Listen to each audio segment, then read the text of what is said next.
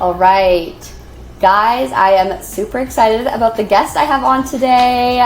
His name is Cade.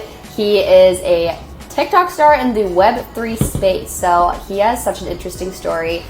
We connected a few weeks ago, I guess, only, but I'm super interested in your story. I liked hearing a little bit about it, so I'm excited to go deeper into it and be able to share the conversation with the rest of my audience. So why don't, go ahead and introduce yourself. Yeah, definitely. Thanks for having me on. And so my main thing is YouTube. My TikTok, I've been focusing on more because I've seen the influence of short form content, and I've just paid attention to who's blowing up and why, and they're pretty much all blowing up on little clips, little sound bites and stuff. So I've actually had to tailor a lot of my content because I'm all on YouTube. That's like my main thing. And I've always been big on TikTok because I believe in the community building that happens there. But then I saw these people blowing up on TikTok, blowing up on Instagram Reels, on YouTube Shorts, and so I started really, really focusing on the short form content. But yeah, I make Web3 focused NFT content. That's where like the majority of my content is, and then I have started to branch off into some more. I don't know how to say this. I guess just business stuff, because I've built an online business online, like as my YouTube has kind of progressed, leveraging my own brand, and so I've been able to do that really well. And I've also just learned a lot of business stuff there. So I've branched off a little bit. Like I'm trying to diversify my content a little bit. Podcasting is my main thing. Like that's my favorite thing to do. And so I've been podcasting with like anyone who is anyone in Web3 to just nail it, the best podcast guest, basically to just kind of like crush out any kind of any kind of like competition in my head as far as me getting nervous before a podcast. Like my goal is to just walk into any podcast with anyone in the world and not lose my shit. And so like the more and more guests that are just way out of my league that I can get, the better for me. And so I've really focused on the podcasting, and I've tried to kind of brand myself as best I can to be different in the Web3 space, because everyone's starting to pivot their content into more news related stuff, kind of just covering the space, because the market's down in like all aspects. So like any kind of financial YouTuber right now has pivoted probably 90% of their content to just doing news stuff. And I've always done that with part of my brand. That was like one of my big things back in the fall of last year when the bull market was all up. And I was the only one doing it, but now everyone's doing it. So I have to pivot my content again. And I think that is the game of social media. So I'm excited to be here though.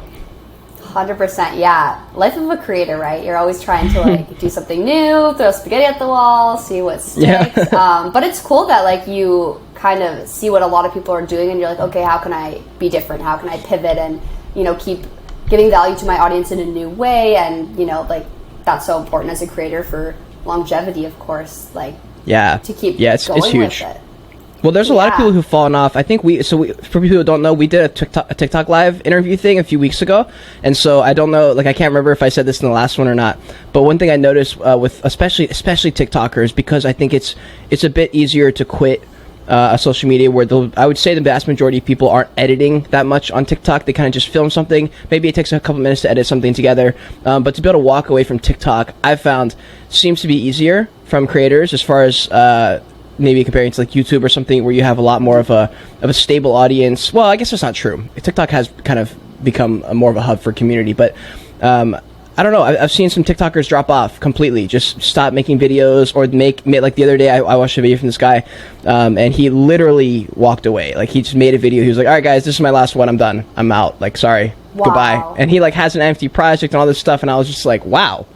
Motherfucker just picked up and decided I'm done. It's like, wow. In my head, that's not even an option. There's no option where I can just open the door and leave. That's not one of the options that is available to me. So to see some of my friends who, I don't know, I guess I just thought we all shared that in common, and I don't know if that's the case. Have you noticed that? Yeah. That's insane. I mean, yeah, for me, I'm like, if I just stop, I'm out of a job. Like, that is like... That's what I'm saying, yeah. A big platform for me. That's so crazy that somebody would just be like, this was fun. Okay, bye. But yeah. Well, you're doing incredible, because I've seen all your TikToks. You've done an incredible job with your career, and basically just saying, here's what I do, here's what I'm good at, and then you start making videos about it, and you've started crushing it. You're making videos for other content creator or for other companies and stuff, and so you're quite literally living the new modern American dream. And I would say if you're probably not making as many waves as Gus is making, it might be easier, because you're like, maybe I'm not making any money. Like if you weren't making money, for example, would you be able to walk away from your content machine, or you think you'd still stick around? I mean, I love it so much, honestly. Like, to my core, I love creating content. So, for me, I mean, I guess it depends. Like, I don't know much about this guy you're talking about that walked away. Like, how much of an audience he had, like, kind of he had like 7,000 or 8,000, I think. Okay, so, yeah. Like, from there, like, audience. You've done at least the work to, like, you know, build up that audience, and you want to give them value, and if you enjoy it. But if you stop enjoying it, but I'm all about, too, like, being authentic to you. Like, I would stop creating content if it stopped being something that I liked to do. If I was forcing it, then it's not going to be, first of all, it's good content because you're forcing it, and that never is a good thing. So I think I understand it. If you were like, yeah, this served me for a while, this is good, not anymore. But I don't see that happening to myself because I really love it. It's hard to know. For me, I've always, like, it's just been, I knew I wanted to be on camera. I've been making videos since, like, I was 9 years old, so I know for a fact that being on camera is my favorite thing. And like we said in our last episode, it probably stemmed a little bit from just being, like, neglected as a kid. So I just like the fact that the attention is, like, on when the camera's on, and I have control of that. Like, I can just turn the camera on and be like, okay, I'm the focus of this video. So, like, it kind of helps me there. So I've always liked making videos, and I think for some people, they make the video because they reverse engineer the conclusion, the final result of people who have made it in social media. And if they're in 4 or 5 months in and they're like, man, I'm not seeing any success, for them, it's like, fuck this, I'm done, I'm out, I tried, I rolled the dice, I tried, and props to them.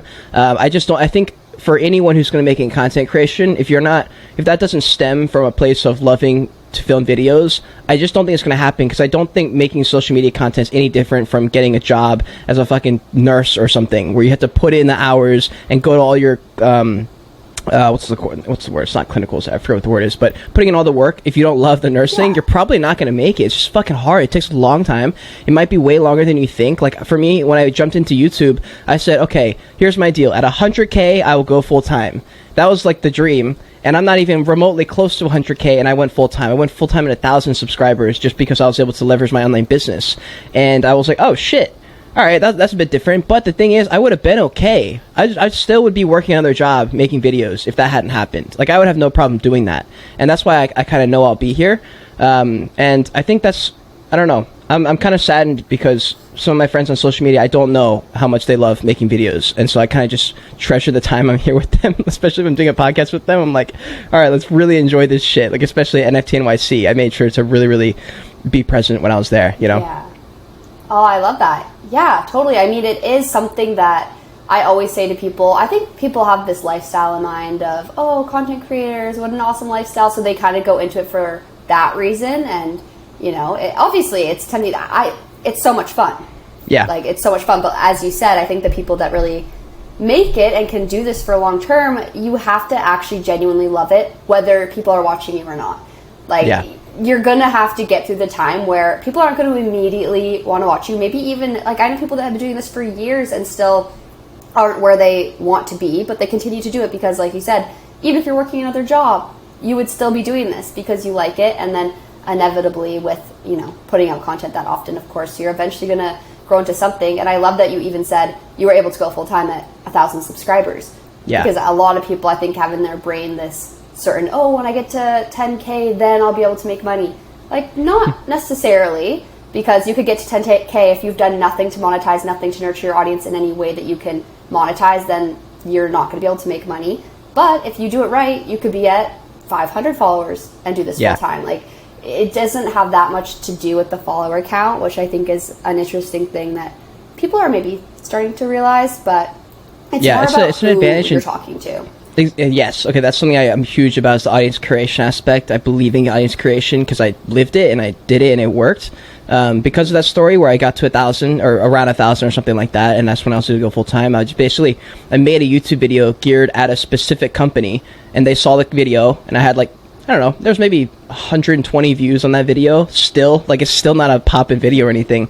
And they literally reached out on Twitter and said, hey, we loved your video. We also noticed that you've made about 75 videos in the past X amount of time. They're like, that's impressive. And like half of them are time sensitive. And so they're like, do you want to work for us? And you make us videos, or you make the same videos. You just give them to us an hour before you post it. That way it's like an extra perk of being one of our NFT holders. They were an NFT company. One of the perks of being an NFT holder is you get this time-sensitive information. And I was like, wait, so I don't have to do anything different? Just give you my video before I post it? They're like, yeah. And I was like, okay, how much do you want? Course.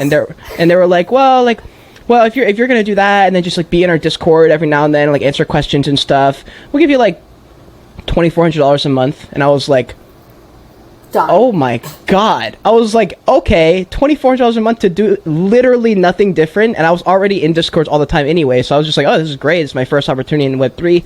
So I used that as my launch pad to give me breathing room, essentially. And so as soon as that happened, the day it happened, I told my parents, and they were like, holy shit, like, is this real? Like, are you sure you're getting paid? And I was like, no, I'm getting paid, like, I promise.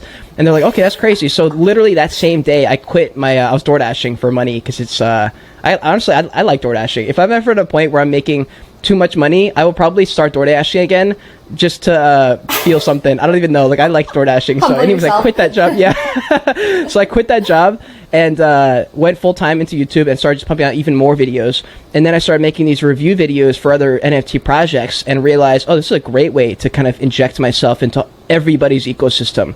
And so I would tag all the people within that project, and maybe one of them would reshare it. Everyone from their community would see my video. Now all of them see me and they're like, oh my god, like, this guy is cool. And then they say, oh, he made this other video about this project I'm also in.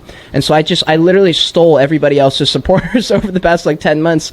And during that time, other project founders were watching my videos to get tips and stuff on what I think about projects. And so they would start to hit me up and say, hey, we want a review of our project. And that's when the light bulb went off and I said, oh shit, this is a business. And so that's kind of where I took it. So it's been lit. I don't work for that company though, the first one. I stopped working with them in like February because I was able, well, I think probably like 2 months after I worked with them is when I was able to go full time with my business. But I did both. And then there's a point where I just couldn't do both anymore. Yeah, it takes over. So you really positioned yourself in a strategic way. Like, that is, I think, the biggest thing that people can take away from this as a content creator. Like, you were strategic. Like, maybe I don't even know if you were meaning to or not, but you were positioning yourself in like a good happy accident, but a very specific audience. And I always say to people too, you just need that one person to see your video and an opportunity will come. It doesn't matter if you have 1 million followers, you need one person. And you got that. You had 100 videos, 100 views on the video, and you got that opportunity where you were literally able to make like an income that you could quit your job and start doing this. Like, you would be so surprised the kind of opportunities that present themselves to you when you just put yourself out there in that way, which a lot of people wouldn't even start. And I ran with that, dude. Like, I literally took that and started applying it to everything. I was like, okay, well, if that bullshit could happen, what else can I get away with? So I started doing stupid shit. I would reach out to the most people I should not be reaching out to try and get conversations. I was like, I remember, I don't know if you know, but the Nickelodeon dropped an NFT project the other day, just out of fucking nowhere. They just dropped it on everyone. It went ballistic. Everyone was freaking out over it. It went viral. And the founder of Rugrats, who was that project, had followed me on Twitter a few weeks ago and then like messaged me and then like unfollowed me or something. So I don't know what was going on there.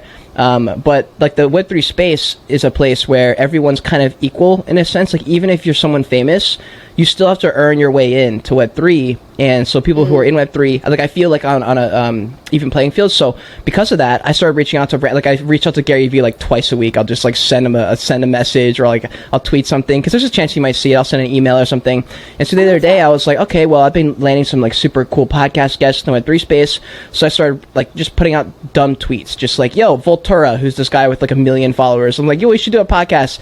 And like, I've done this all the time. And then one day it just picked up, like everyone saw it. And so it got like 500 retweets or something crazy like that. And like everyone saw it. And I was like, holy shit, this guy's going to see this tweet. And he did. And then he like messaged me back on Twitter and like we're trying to schedule it. I did the same thing with VFriends. Like, I reached out to VFriends, Gary Vee's project, and like half the team on VFriends saw it. And I was able to get some conversations going. And so in this Web3 space especially, but all sorts of just social media in general, Gary Vee is right when he says the answer should be and, not or. It's not like choosing this or that. Should I do this? Should I do that? It's just yes to all of them, and just try everything and post everything on TikTok. Like you were saying, just like I am disgusting about it. I post like 12 videos a day on TikTok at least, because I know that like even if 4 people like the video, one of those 4 people might actually have something for me, and that's the way I look at it. And that's the way I think if more content creators saw it that way, they would have an easier time posting more videos and not being so perfectionist, trying to be a perfectionist about it.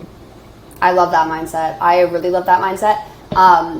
There's so many people that, they'll even delete videos if they don't get a lot of views. And I think that's so silly because, like, and to some content creators, 100 likes is bad, right? Like, that's like a bad performing video, so they'll delete the video. But I'm like, what about the 100 people that liked it? Yeah. And now they can't access that video anymore. Exactly. They obviously got value from it because it was like a bad vanity metric on your account that you wanted to get rid of.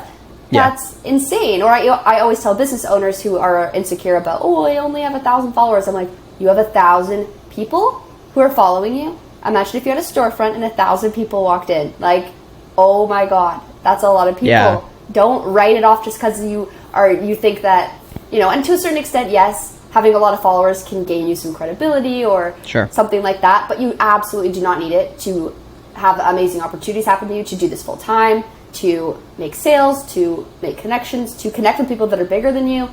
Yeah. I think that's the biggest thing, and I love that you just put yourself out there and put yourself into situations. And it's funny, as soon as you get that first opportunity, like when you got that first opportunity that came to you and you were like, what? Is this real? Then the door opens and you're like, I could do that again. Like, then all these things that seemed impossible become so attainable in your mind. And that's when, like, I think it's like Narnia. Huge. It's literally like Narnia. You step through the door and you're like, whoa, there's a lot of other stuff I could do here. Like, I kind of liken it to when I first had, I don't know if you can cut this if you don't want to keep it in, but when I had first taken acid in college, I remember the next morning I woke up and I was like, oh wow, I've been missing out on a lot of stuff.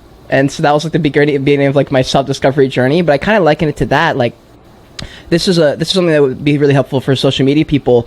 The social media awareness to know when a certain video is being made for a certain kind of audience. Like, I will make a video that I know will do well because it's generic and it will just go to a broader amount of people. And then there's some videos I know going in, while I'm filming it, I'm sitting there filming a 30-minute podcast to myself thinking, ain't nobody gonna see this video. There's gonna be literally 80 people who see this YouTube video, but I can clip this up into 40 TikToks, and the 80 people that do see this video will be affected by it. Because I know this. Like, when I post one of those videos that's more geared toward me or something that I think is important, there will be some people who do fuck with it, and they fuck with it heavy, and I've now gained a supporter for life instead of just some random kid who just comes along and thinks I'm funny or thinks my sunglasses are silly or something like that, you know? And so those followers, like the quality of followers, I believe is so fucking important, because you see them, like, they're the ones who stick around in the bear market. Like, in my Discord, I have 1,600 people in there, yet the most active people are the people that joined last June when I started that Discord. And like, they're like my OGs, like my Ride or Dies. Like, I recognize their name anywhere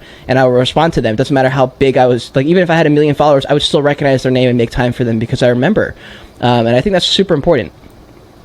It's so cool. I have the same thing. I have definitely a core group of followers that I know have been there since literally the start. And that's such a cool feeling to see people stick around. Like, it's less about, you know, watching your number on your profile grow. Of course, that can be satisfying in its own way. Cool, you're growing followers. But is that the same people sticking around, or are people just following you for a while, falling off, and you gain a bunch more? There's a huge difference between that and like seeing the same people be there. Like, since last June, that's amazing that you have followers that are sticking around consuming all of your content. That is so much more powerful and so much more rewarding, and you're going to be able to do way more with that audience, even if you only had 100 followers, but they were all like that, compared to 1 million followers of people who don't actually know you. They just maybe followed you by accident, or they're like, whatever. It's so hard. Like, the social media world it's kind of hard to navigate unless you've been there for a while. Like, I've just been making videos for a long time, and I've also watched YouTube. Like, I've watched YouTubers, I've watched them come and go, I've seen the best. Now, and it's funny, you can literally pick out who's going to be the best. You can see them when they're in the middle of their journey and say, yeah, they're going to win. They're going to be here, and they're going to be even bigger. Like, I remember when I watched Bradley Martin. I think everyone knew Bradley Martin. He was like a fitness dude, and I remember he just moves different, and you're like, yeah, that guy's going to be here. He'll be at the very, very top, no question. And when you see those people, you just fucking look at them and watch what they do and see how they move, and like what business decisions are they making, like what risks are they taking, when do they sit down and hunker down and just make videos for 6 months and kind of like just do their thing. Like, for example, when you're in this bear market right now, there's probably a lot of creators who are feeling the pressure of like trying to figure out content or something during a dead market, and that's when you kind of decide for yourself, like, okay, is this where I kind of start to pivot and start doing different stuff? Is this when I double down on the stuff I've been doing? Like, what is my next steps here? What are my goals? And that's when I really, really look at the people I've looked up to in the past and say, what are they doing? And you kind of like I'll go back and like watch their videos from few years ago. Like there's been multiple times where I'll watch a Gary Vee keynote from 2012 or something, just to see like what's going on in the world in 2012, what the topics are about, what he's talking about, just to see and like see where he's at. And I think consuming content in that way is really helpful. I've just always consumed it in a way to learn something. And if you want to be a content creator, at least, I think there are ways that you can kind of help yourself out like that. Yeah, I think you touched on something really important. I've noticed myself too, after becoming a full-time content creator or taking content more seriously at least, you consume content differently yourself. It's not a mindless scroll and you're just like, oh, whatever. You're really mindful about what you're watching and you're taking note of things and you're getting inspired by things. It is a different mentality that you're using and you're getting inspired. It's definitely different in the best way. And yeah, you could definitely do that kind of thing to help yourself, inspire yourself. And I think the people that win, and like what you were saying, you can kind of tell when you see those people and you're like, okay, they mean business. I can see them sticking around. It's the people that are being so boldly like authentic to themselves, being so themselves and sharing it in a way, because that's how you relate to people. That's how you come across, I think, the best. You see people that you can totally tell are posting because they know that, oh, I see other people posting this way, so I'm going to post that way because I see that working for other people, so I'm going to do it. And it might work that way for a small amount of time. Maybe you get your 15 minutes and you pop off a little bit, but long run, you're not getting those loyal followers. Like you were saying, you see everybody doing, like news kind of content, and you're like, cool, I've done that. What can I do different to keep my audience engaged specifically with me? Like you have to be strategic as well as being authentic, but you can't just ride the wave of copying other people. That only works for so long. Yeah, it won't work. You can pick up on aura. You can pick up on who's actually a leader and who's faking it. It's just it's painfully easy, and I think everyone on Earth can actually pick it up. I think some people are more aware of the fact that they can pick it up, and so they lean into that whenever they meet someone new or find a new content creator. But like for me, I'm always on social media to find my next role model. Like I love finding new role models. It's the fucking best. Like every few months I'll run into someone on TikTok or something. I'm like, fuck yes, let's go. Like someone who's out here grinding their ass off, who's like speaking authentically, has something to offer that I can actually get out of value. And that's why like the Web3 space is fun for me, because they pop up every now and then. Like I found you, I remember, and I started consuming a lot of your content because you make stuff. Like whenever I follow someone on TikTok, a Web3 creator at least, I will see what kind of content they're making, and I'll see if in the last 40 videos or so, if there's a single one of those that sparks something in me to say, oh, that was a great idea. I didn't even think about doing something like that, or that's a new style of video or a new content idea. And that's why I click follow. It's not always because I think they'll be a cool friend, or if they're just making Web3 content, I won't even follow them. But if they're making something that can help me, I follow them. Same thing with Twitter. Like I don't follow everyone I follow on TikTok on my Twitter, because that's a different platform. There's not value that people offer on Twitter just because they're the same. Like just because there's someone on TikTok and they make good TikToks doesn't mean they have a helpful Twitter. And for me, like, I'm trying to curate that that timeline to help me out as much as I can. I totally agree. Yeah, different platforms, very different. For example, my Twitter, I don't know if you checked it out, but it's sad. I'm not good on Twitter. It's sad. Oh, no. I'm trying. Do you spend a lot of time on it though? Not really, to be honest. So I'm trying to like get better at that and put more out there. But yeah, totally. I'm a TikToker, Instagram at heart. My YouTube, I try it too, but it's not up there. So definitely, it's different across the board. So that's totally fair. I'm just curious because I know that earlier in the conversation you were saying that as a kid you even made videos. That was like a good outlet for you. Yeah. I also made videos as a kid. Mine were just hilarious and cringy. I would love to go back and watch them. But I was trying to be a YouTuber. Let's go. What did you use to make videos about when you were a kid? So you can these are still up. I'd probably say 75% of the videos have not been deleted. There's a few that are either unlisted or they're deleted, and I'm actually okay with the fact that they were gone because I still have videos up. But on my main YouTube channel, you can go back 10 years and find videos from 2010, and they're all soccer videos in the beginning. I also have a second channel, and I made the first channel, I don't know why exactly, I split it up and made a new YouTube channel, but I had an old YouTube channel, it's just my name, no spaces, and it's like a small account with like 50 subscribers, and that's like my first 100 videos are probably on that channel, and I would say like half of those are probably gone. But those videos I think go back to 2009, but they're all free kick videos. Like that was the meta in 2009, was soccer free kick videos. Like free kickers was big,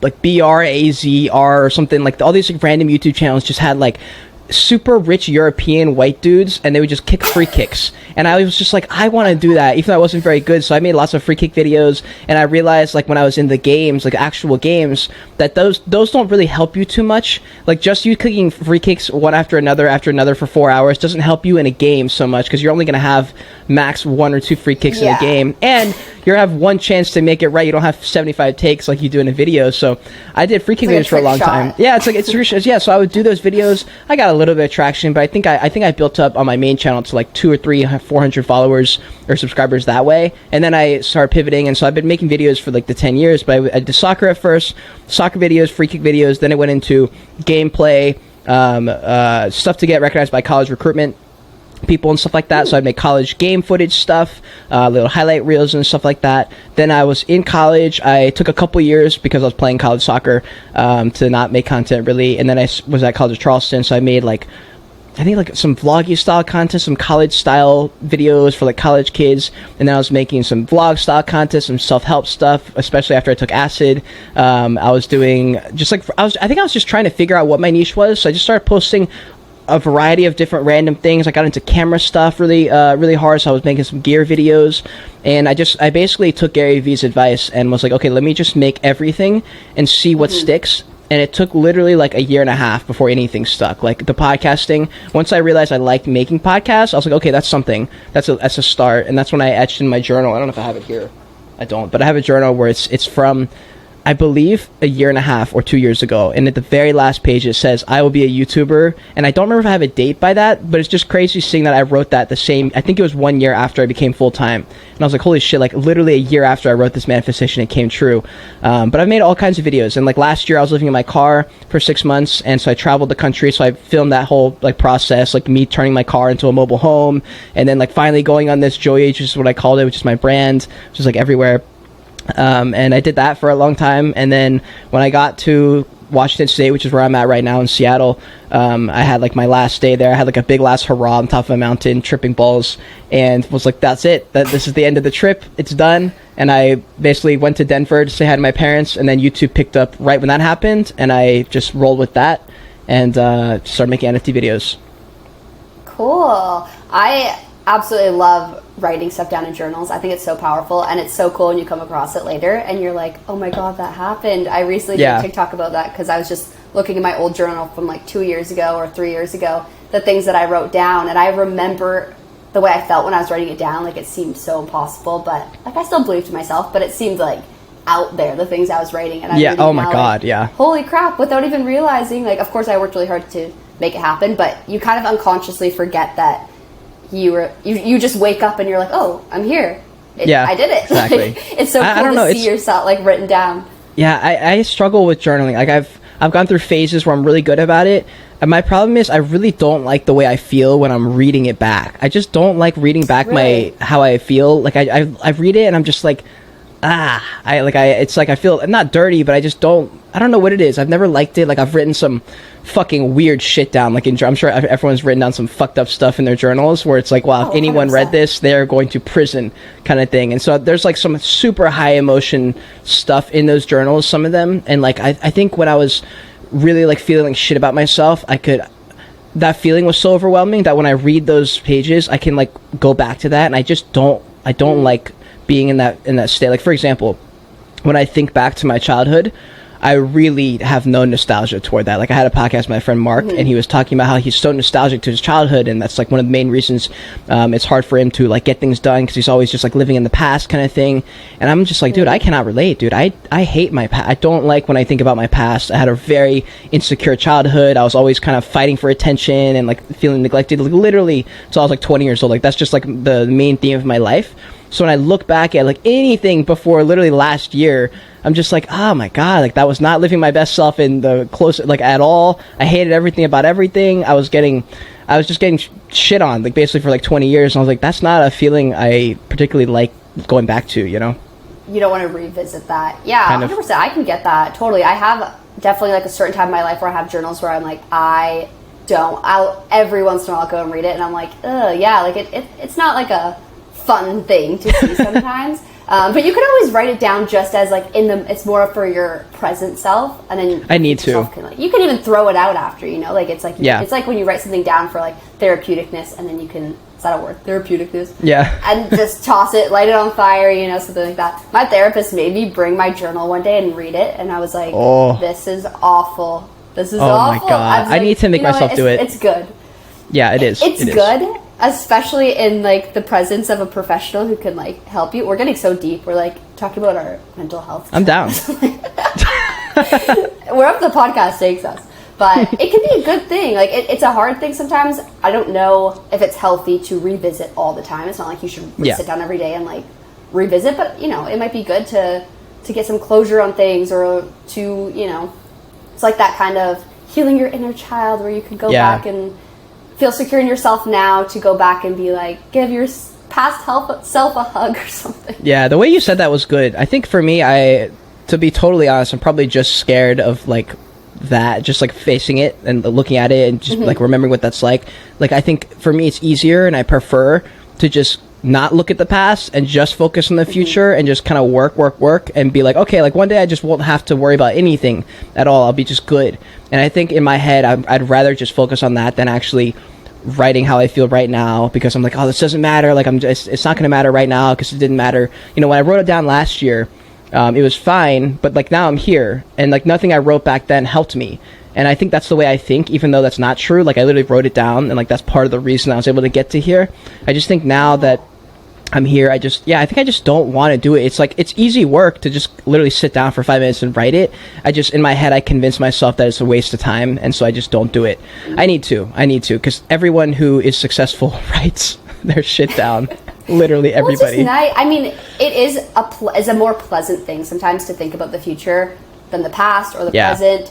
But, you know, future you might want to look back on that. Like, you don't really know who you're going to be in the future, and maybe looking back on this sort of time could be something that you really would want to look back on. And sometimes it's good to, you know, even face the past like once, twice, be like, have peace with it, and then you can like move on in a better way, and like your future could be even better, and your future you would probably thank you for like dealing with it now, and then, you know, it makes you better.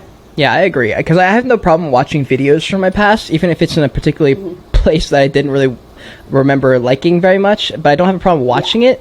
I think it's just the words, because I think maybe, you know, when you write stuff down, you can be a bit more honest. And even for myself, video is my best medium. I think I can do my best work or whatever when I'm on camera, but I think the truth is, like, when you're writing, like, your real self, your deeper self, like, actually comes out there, because you feel like, it's like when people say, like, just write it down instead of saying it out loud. It just feels less intense to say it, maybe. So that's probably one of the reasons I've kind of ran away from it, because I've just fooled myself into thinking, I'll just make a video on it, it's no problem, and I can watch it back. It's easier to watch it back, so I'll just make a video instead of writing it down when I know I should. But I mean, I think it's just one of those things that I'm working on right now. Like, this year has really been focused on I guess more like radical acceptance of how I'm feeling and how to move forward, and not beating myself up about certain things. Like one of the things I'm trying to work on is get a better sleep schedule, but not beating myself up about it every single time I fuck it up, which is literally every other day. And then just like getting better at stuff. Like, I'm trying to get myself to buy into certain things. Like, one of the next ones is literally to start writing more, because I know I need to do it. But like right now, one of the ones is convincing myself that running is what I need to be doing every day, because it's good for my mental, and it does. And every time I do it, I feel amazing. But I'm still in that boat. I'm like 80% there, but there's still a lot of days where I'm like, it's just, let me just skip it today. Like, I'll just, no problem, I'll just make it up tomorrow, whatever. And sometimes I'll beat myself about it, but I'm just kind of getting myself to the point where I don't have to think about it. I just wake up and just go do the run. And I think I need to get to that point with writing too. And I think it's a process. It just takes a while sometimes to buy in. Yeah, oh yeah, it's like making a habit kind of thing. But there's nothing more honest than writing something down. Like, even on video, or saying things out loud, sometimes it's things that you can't really say. Like, the things that I've written down in journals, I'm like, I would never say that out loud. I wouldn't even read it out loud. So I think it's like as real as it gets, honestly. When you write something down, it feels very private, and I think it's just easier. So yeah, it definitely is as real as it gets. And then it's funny how hard it can be sometimes to do something, even if you know it's good for you, even if you enjoy it, like running, even like working out for me. I love to exercise. I love it. It's so hard for me to get myself to do it most of the time. for some reason. I know I'm going to feel good when I do it. I know I'm going to enjoy it. Getting yourself to do it, for some reason, as human beings, can be the hardest thing in the world. It's a state of where you're at. Like, I remember, literally today, like, I try my very best to get outside as early as I can, just even if it's for like 2 minutes, just to be outside, because I know when I'm out there, I feel different than I feel when I'm sitting here in my office. And especially like if I'm in the studio and I'm like, God, I need to get outside just for a couple minutes. The second I'm outside, I'm just so happy. I'm not even thinking about how happy I'm there. I'm just like, wow, this is lit. Like, this is great. I'm so glad I'm outside. And then I'm like, wow, what was the holdup? Why did I wait so long to just procrastinate the half my day to just go outside for 2 minutes? What was the big deal? But then as soon as I'm back in my studio again, I can't shake that same feeling of like, oh, like I should go work out or something. And I'm like, oh, like I'm already here. Like, that's so much work to go do it. And then as soon as I'm out there running, I'm like, oh, this is great. This is great. Like, why would I have wasted half my day trying to? And I don't know what it is about that. I remember when I tripped on acid in the Washington story at the top of the mountain, like I alluded to earlier. That was the reason it was so big was during that same moment, the sun was setting, and I was just in this particular physical place where I was actually on top of a mountain, and the sun was setting on one side, and the moon was rising on the other side. So I'm like on the top of this ridge, and so I'm looking along the ridge of these mountains, and I'm in Olympic National Park, so there's mountain ranges all around me. It's beautiful. And one side of the sky is like light blue dark, one side is bright fucking orange and yellow with a beautiful sun right there. And it's just, and I remember just being like overwhelmed at just like this, how much shit was happening around me, and I was just like, oh, I had like this intense music playing, and I was like, holy shit, what's happening? And then at the towards the end, I was like, oh my god, like this is literally just a Thursday evening sunset. This is nothing particularly extraordinary, but it feels so extraordinary to me. And I think in that moment, I was just kind of like, holy shit, every single day and every single moment is just another fleeting moment. And I don't know, I just remember like that day was just crazy. Like it's kind of hard to pull conclusions from there, other than just the fact that I experienced it, and to take the knowledge that you have to experience the thing to actually know what it's like to be able to get anywhere in life, to do anything. And I think that's part of the reason that it's hard to get out of the mindset of being in your room and wanting to be outside. You just can't get yourself to go, because the only way to get yourself to know how it feels to be outside is to have gone outside enough times to be like, okay, that is how I feel. And I think after enough times, maybe you just kind of are like, all right, whatever, this is how it is, so I can just go for a run. And that's why the people who are hyper successful can just make themselves do stuff, because like, oh, like, of course that's better for you, of course I'm gonna go run. And you're like, yeah, but how do you get it? It's like, you just do it. And you're like, yeah, but like how? It's like, I don't know, you just do it. Like, that's just, I think it's just like a build to that point where they just go and do it. Yeah, it's crazy.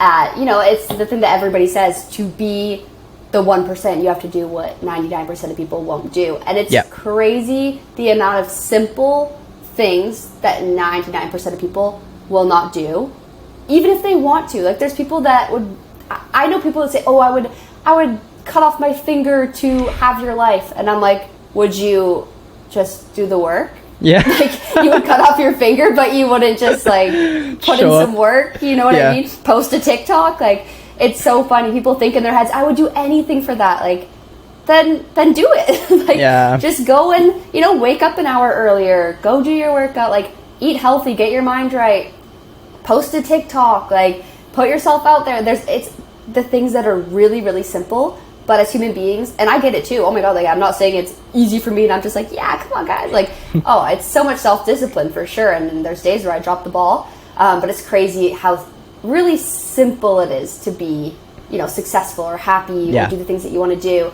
It's simple, but most people won't do the things. Well, if you are like, it's hard. it is fucking hard, and I think the best way to look at it for someone who's more of a logistical person, like for me, I think logically for a lot of things.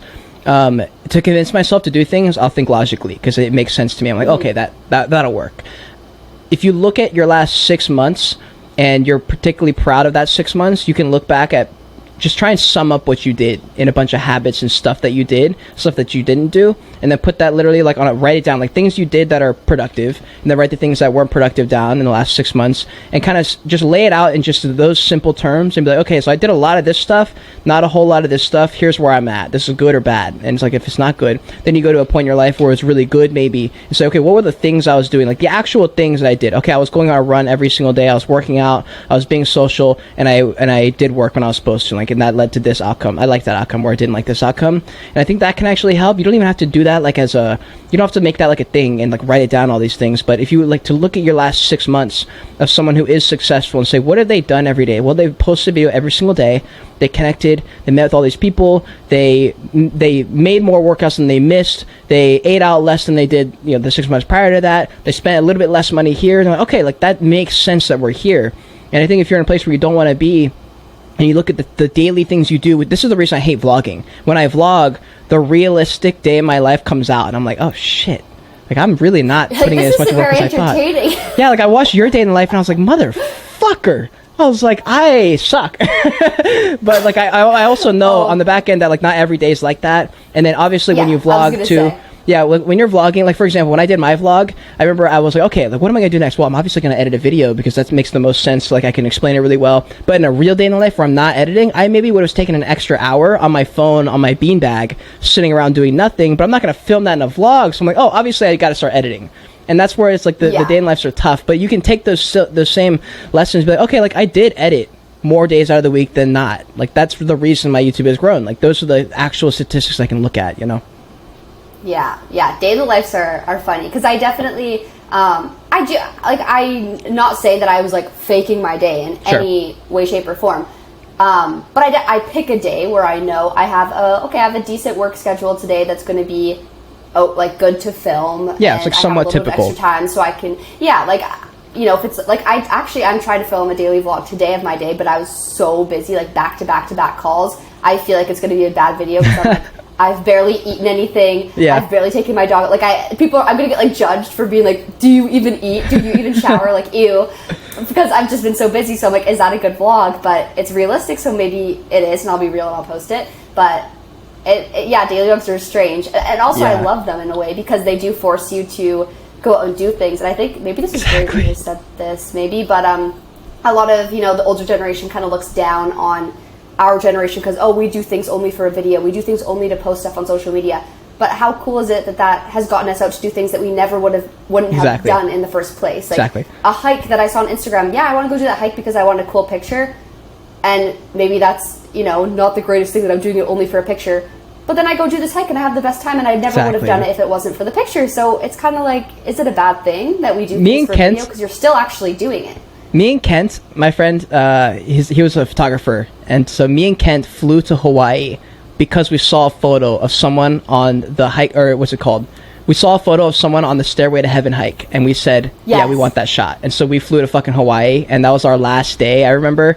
And we were like, okay, we gotta get this down. Like, it's a hard hike, especially if you're not, like, from Hawaii. You have to find the right person who's gonna take you on this hike, take you the right way, especially if you're gonna go the legal route, which is a 5-hour trek up a mountain. It's, like, super dangerous, like, and so, but we did it literally because we saw some photos on Instagram, and so I agree. But also, to your point that you said about having someone film a day, I think for me, at some point, I'm just going to bite the bullet and put out a flyer or someone be like, okay, someone in Seattle, I'm hiring you for a week.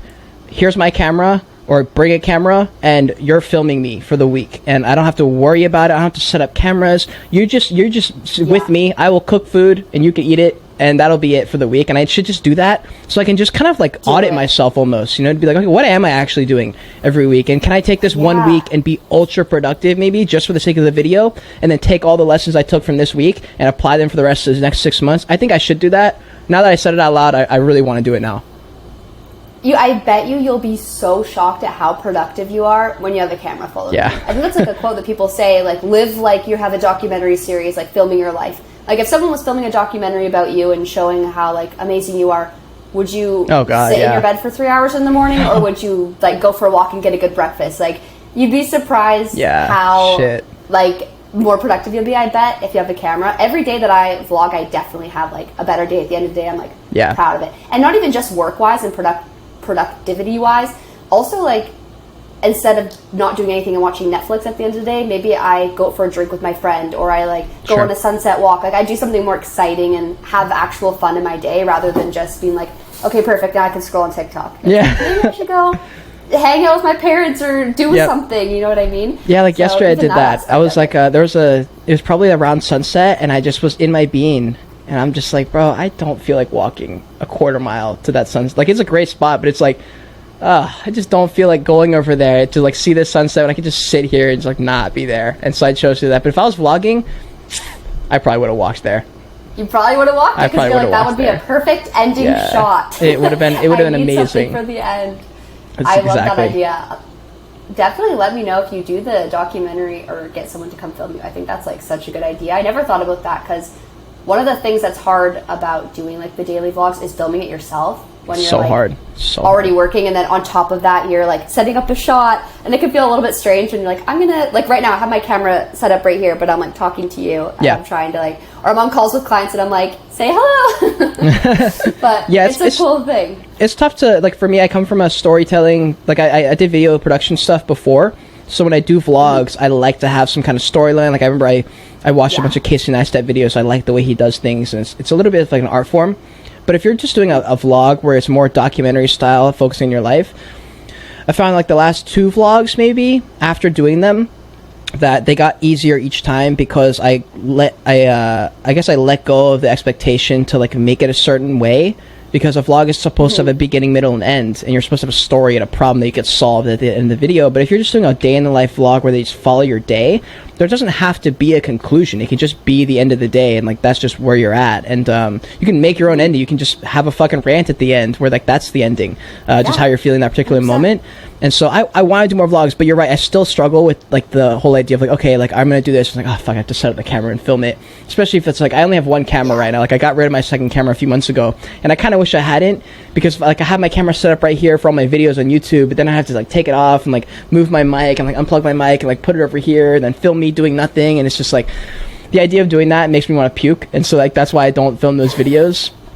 But I really want to. Like for example, if I get sponsored, if I get a sponsorship in the next few months, like one of the goals is to be able to bring Bryce out, who's one of my community managers, and have him just live here in Seattle. And one of his jobs would be to like film me doing stuff a few times a week, so I can just have that kind of content. And I think it would make me like exponentially more productive and probably just happier to just be on 100%. Be on a grind, you know?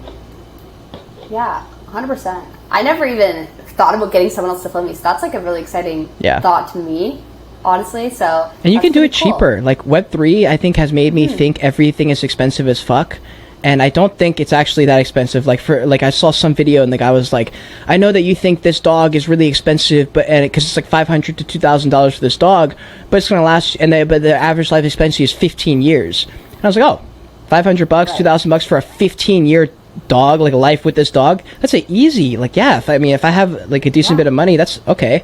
But to the normal person, they go $500 for a dog. They're like, I'm like, yeah, but for 15 years, like that's a long time. Like $500, you can save that. Oh, you can just save that. I mean, if you're working a job and you're not completely behind, you can make that happen in a few months. And I think with Web3, I've just gotten used to the idea that I can make money. And I'm able to do this, and I'm like, everyone I work with, they cost a lot of money, and if I'm gonna offer a service, like I charge a lot of money. So like I've just gotten used to high ticket stuff, and I don't think most of the time it is. Like you can go to a high school kid or a college kid and say, here's $30, follow me for 6 hours, and they'll be like, fuck yeah. Or you like, here's $50 for the whole day. No, it's fun. And in my head, I'm like, oh my god, I gotta charge them like $300 for the whole day, and I'm like, oh wait, that's NFT land. We're crazy. Yeah, that's an interesting point. As I know, like, getting into social media even, and now Web3 too, but social media in general opened my eyes so much to just, you think about finances in such a different way. Like I used to put a dollar amount on an hour when I worked minimum wage jobs, and all of a sudden you're doing these services that you could charge so much for, but they're not technically taking you a lot of time. Like it's a really interesting mindset shift, and then you're looking at the world, and then I just have such a skewed look on money now. It's interesting. Sometimes you have to like be really aware and be like, okay, is this a dumb purchase? Is this like you have to really be aware of it's tough. It's a way different world, especially when the majority of people on Earth don't look at money that way. So it's kind of hard. Like I had a conversation with Nina, who's a big time business. She just fucking crushes on business and sales and stuff. And I was like, how am I supposed to convince these certain clients that it is worth this much money, or like they shouldn't worry about spending this much money because it's an investment in themselves. And she's like, if they don't get it, you walk away. She's like, you're not going to be able to convince them. They're set in their ways. This is how they view money. You're not going to be able to have a good you're not going to have a good time with this client. And I was like, oh, so just leave them, like just walk away. She's like, yeah, walk away and find someone who understands that, because you're going to have a way better time with them. It's just going to be easier on you. And I was like, oh, that does make sense. But it sucks because sometimes you're getting a lot of those clients who don't get it, and you're like, oh, I'm turning all this money. Like I could just, drop my rate a little bit just to like appease them. You're like, yeah, like you could. But so bad though. Yeah, I always tell I like mentor some aspiring creators and social media managers and stuff, and that's like one of the biggest things I instill in them is, if you're on a call, and of course always you're going to have to sell yourself and pitch yourself at least a little bit, that's completely normal, of course, but if you are feeling like you're having to sell yourself too much, or you're having to convince them that you have value and they're not getting it, then it's not a client you want to work with, because they're going to make you feel like that the entire time you're working together. You don't want to constantly be proving your worth. Like, you have worth, and you're going to, it's an investment. Like, if you're being someone's social media manager and you're good at what you do, you shouldn't be having to prove yourself on top of that. You know what I mean? Like, you don't want to work with people that don't see the value in social media marketing as a social media marketer. That's just not a good place to be. And I was guilty of that when I first got started, lowering my prices to try and get clients.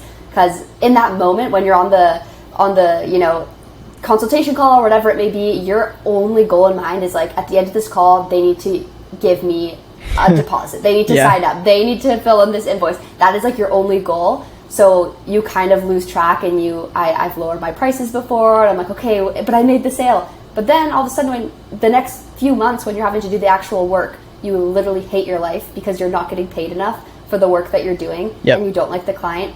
And it was never worth the money in the first place. So I think it's hard to put yourself, like, think of future you who's having to do the work. Exactly. Not just making the sale. Yeah, 100%. And there's different styles of work too. Like, some of my work is commission based. It's like a one-off. So sometimes I'll be like, yeah, fuck it, dude. Like, whatever. A little bit less for me to put in literally 3 hours and be absolutely done. Like, as soon as the video is done, over. Posted, gone. The entire thing is done, and I'm richer. So sometimes I will lower my prices, but it's also very dependent on... It's very dependent on the exact work I'm doing, and then also the audience in that position at the certain time. Like, there's certain companies who I work with in Web3 who is very much dictated on the market and how it's doing, because they're just like, like in my head, I'm like, I couldn't in my right head charge the same amount I would charge in a bull market, because they're like, for me, I'm like, they're not going to get the same value that they would get in a bull market from the service I'm providing them. They're gonna get less. So for me, like, to drop my prices a little bit wasn't so much because there was less people. I was still getting a decent bit of inbound requests, but I was like, I just don't feel right charging the same amount, because I was gonna get them 3 or 4 times more views, 3 or 4 times the amount of people in their Discord just from a video. And it was like, and I didn't feel bad, because I was like, it's an educational based video, it's not a promo, it's a review, so everyone comes in, like, wants to be there for real, and they actually understand what's going on. So I felt like I could actually give them a lot of value back, which is why I was able to charge a premium, and I was building my name. But now, like, most people who come to me because of my name in this space, so I'm able to leverage that. But I'm also like, I can't give you that same value. Like, the views aren't going to be there. The same amount of people who join Discord aren't going to be there anymore. And so I kind of had to think about it that way. But also, a lot of those gigs are one-offs, and so it depends on the style of work you're doing. Yeah, if you're working ongoing work, that is totally different. You do not want to cut your prices down and work with them and basically be paid less. You hate them the whole time, and you're just like, oh, fuck. Yeah, if it's like a shorter term relationship, then it's definitely more doable. It doesn't, like, shoot you in the butt or foot or whatever it is too bad, because you could kind of get it over with, and you're not going to be putting yourself out for months and months, because that's not a good place. Plus, sometimes you just want something. Like, the other day I was like, man, I really want I really want my next tattoo, like, really bad. But the next tattoo is going to cost, like, it's going to be at least like $700 or $800, because I want the rest of because I have this part of my arm tattooed, but I want to get from I want to get this part done, and it might even turn into the entire sleeve. Like, I don't know exactly where it's going to go yet, but I'm like, okay, I need to at least have like $1,000 just sitting there that could just be gone tomorrow. And I was like, am I really going to do this to myself? And I was like, yeah. Isn't that a cool thing, though, as like an entrepreneur or self-employed? Like, if you kind of just want a little extra money, you could just put yourself out and like, I'm just going to work a little bit harder this week. I'm just going to take on some clients I wouldn't usually take on, get a little more extra money, and then I can go test yourself a little bit on this thing. Yeah, totally. I also want new hair. Like I thought about trimming my hair down to like here and going platinum blonde, like The Witcher, or like Change here. up the look. Let me know what you think about this. Would you be worried though? If you changed your look a bunch, would you be worried that on TikTok you wouldn't be recognized, or YouTube no, because my hair would be long. It would still be long. It just wouldn't be this long. Like it goes down to here, so it'd probably be like somewhere around this region. So it'd still be long. And then like I have gold hair. My hair is wet right now, so it looks like darker. But my hair is like gold for the most part. And so I want to go platinum blonde, which I think is not a huge change. It's definitely a change. Like here's an example of what I want the hair to look like. See what you think. The people listening to this podcast are like, I can't see. Like that might be a little bit too much, but like something along those lines. I just want to go super light. Yeah, no, it's cool. And I just want to see how it looks. I think I can pull it off. But yeah, there's a few things I want to do, and they all cost money. And I'm like, it's fine. Normally it's fine, but in a market like this, I'd rather have cash in my bank account than being spent on stuff. But I don't know. I mean, once it's there, like especially with a tattoo, you get the tattoo, it's there forever. So I gotta kind of think about it that way. A little bit more lifelong investment. But as long as you got your cool your classic glasses, people will recognize you. I agree. I think the glasses have actually been really good, especially in podcasts with people who are bigger than me. A lot of them recognize the glasses, which has been like, I knew it would help as far as branding in the beginning when I started doing it, but I didn't realize like how much it would actually help me to have some kind of thing that's just ultra weird that people are like, what the fuck, when they see it like that. It's like helped me tenfold. I would say it's like half the reason I'm here right now is because of these $5 glasses at Goodwill. That's a great tip for aspiring creators listening. Like what? Just pick something so random that can make you identifiable. Oh my god, what is that? Identifiable? Why can I not speak? You need to be identified like really quickly, especially when people are going through their page. Like I would definitely, if I was scrolling super fast and I saw those glasses, I'd be like, oh yeah, it's Cade. Okay, cool. Yeah. Like I would know. So yeah, it helps. I think it's really helpful. A lot of people have like the same background and everything. A lot of people have just like something recognized. Oh, what's his name? At Nifty Nanners. I did a live with him. He always has an alien in the back of his videos. He has like it looks like CGI. It's crazy. He does a lot of work into his editing, which is amazing. But it looks like an alien is like standing behind him in his videos, and that's such a cool thing. So when he's live, obviously he doesn't have it when he's live, and people always comment and are like, "Where's the alien? Where's the alien?" Yeah, having certain things like calling cards. It's really important. Like the other day, my friend Andres is a YouTuber. He called me and he was like, "Hey man, your studio looks like shit." And I was like, what do you mean? Like, he's like, dude, he's like, look at your old studio. And I looked at it and I was like, oh shit. He was like, what happened? He's like, that's like half the reason people watch you is because your studio's vibes. It's like dark, you know, you've got like the lights in the background. Like, I don't want to move my camera right now, but I have like multiple LED lights. Got like my sign right there. It's kind of hard to see, but I have a red curtain thing right there. And like all those things attributed to the look. And when I was like, oh wait, he's kind of right. So I looked at my video from like the day before and I was like, fuck, my setup looks like shit. I was like, it looks like total shit. I was like, oh my god, this is a problem. So I switched it up and I bought like a bunch of shit on Amazon to like deck it out like it used to be.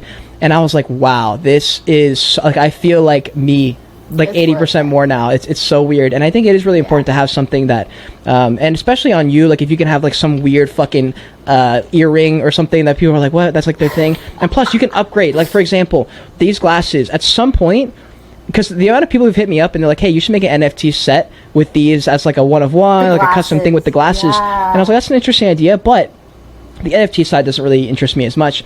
But I can turn these into something way better. Like, I think in the future, I won't keep the exact, like, it's not going to be a sombrero like this. I think what I'm going to do is I'll keep the green, I'll keep the colors, and like it'll be the same layout. It'll just be like a luxury sunglass. Like it'll be something like an expensive sunglass. So you pay like $100 kind of thing. And I think it'll be like a style that I can make work. And I think I'm going to do something like that because these are cool. Just expand. I want it to be like, I want it to be dope. And I think I can make it happen. I just got to wear these long enough to where that brand is built. Yeah, exactly. Yeah. Plus they're fucking, I mean, they're sombreros. I don't have anything tied to like. It's a vibe. Yeah, I love them. People listening, I guess right now, you got to go. I'll link it in the show notes, like Cade's social medias, obviously, but you can go check out his channel so you can see the glasses that we're talking about. Yes. Yes. They're the best. I fucking love them. And you'll understand what we're talking about. Yeah, 100%. Yeah. Oh my gosh, this was a great combo. I feel like we touched on a lot of things. I feel like a lot of tips in here for aspiring creators. A lot of just like advice, really. Yeah, I thought it was great. Yeah, we went through a lot of shit. Yeah, I was really happy with this, and I think it'd be great for sound bites too. I found myself in the middle of a point being like, wow, this is gonna clip really well. So I'm excited to listen to it. Yeah. Do you have any other advice for anybody listening who is either like wanting to get into Web3 space, wanting to, get in the creator space, any business, anything, any last pieces of advice? I would say my biggest piece of advice, because I've lived it, is that the market and everything that you want is always going to feel oversaturated, yet someone always wins every single day. There's some new creator out there, there's some new business owner, there's a new millionaire, there's a new full-time YouTuber, there's a new TikToker, there's a new UGC creator every single day. And every time you think it's saturated, someone new pops up and it's a breath of fresh air, and then a whole new group of people follow that new leader, and then an entire new niche has been opened. And if you can become that leader or just get in early, like for me, I started the niche of the brutally honest reviews, I started the niche of the strategy and the news videos, because no one was making that in the fall. It was all bull run videos. It was buy this coin, buy that coin, like that. I know people won't believe me because now everything is news and there's so many news channels, but when I tell you I was the only one, I was the only one. There was no one else making the videos because it was so early. And so, not that I grandfathered it, because I don't think people watched my videos and that's why they made it. I just think I was early to the idea of it. But if you can get early on a niche, if you're watching these videos and you want to make fitness content, and you just try and think of something that other people aren't making that you wish was being made. Like, I identified a lack in the NFT market very early on, thinking, man, why don't people make these videos? Why is no one making a video on strategy? Why is no one making a video on these market updates, these stories that are happening on Twitter? Why is no one covering it? And I was like, why the fuck are they doing it? And then one day I was like, oh, I should do that. I should just be that guy, and I can fill that niche. And that's where it all started, because it was instant. It literally was like within 4 or 5 videos I went from getting 10 to 12 views on a video to getting like 100 to 500, and I was like, whoa, that's fucking crazy right there. And it was because of that niche that needed to be filled. So I say to anyone, no matter how saturated it is, you can still find a way to become the new niche. Yeah, that's some of the best advice, honestly, that I've heard. That's amazing advice, because I get that a lot. People saying, oh, I think this is too saturated, I don't think I'm going to be able to make it. And I always say, like you said, fitness, for example. Of course, there's millions of fitness creators. What will you do differently then? There's a bunch of NFT creators, there's a bunch of Web3 creators. You did something different. Like, you saw a gap, something that people weren't necessarily talking about. Like, you, within every niche, a niche is an umbrella. Like, there's a bunch of things under that. And like you said, there's always going to be something new that comes out. Like UGC, now everyone's talking about that. Like the clean girl aesthetic, everyone's talking about. Like, those things didn't exist. Like, someone made it a while ago.